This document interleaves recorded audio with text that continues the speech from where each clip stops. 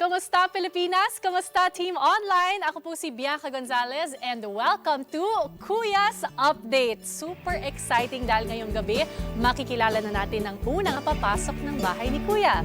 Lumaki sa isang strikto at konserbatibong pamilya. Minsan na niyang sinubukang suwayin ang kanyang ina. Pero ngayon handa na siya para sundin ang sigaw ng kanyang pangarap. Kilalanin natin si Therese. Na-surround po ako sa bad influence. Kino-compare ko yung sarili ko na bakit yung ibang parents hindi naman ganito sa anak nila. Siguro God touched my heart na paunti-unti na-realize ko na mali pala to. Nag-grow po ako, mas naging grateful ako. Naintindihan ko po yun unconditional love ng mother ko. Ang determined daughter ng Camarines Sur, Therese.